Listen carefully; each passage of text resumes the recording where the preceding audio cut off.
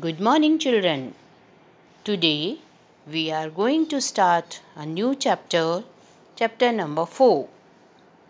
Let's read about the birds. Birds are unique. They are the only animals that have feathers. Here are some pictures of birds.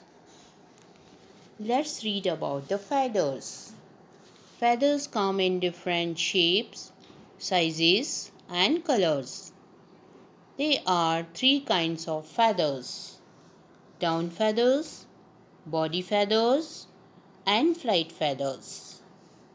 Now let's read about the down feathers. They are small, soft, and fluffy, found all over the body of the birds. They are attached to the skin of the birds and keep them warm.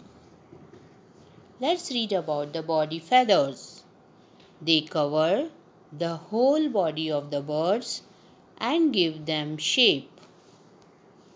Let's read about the flight feathers.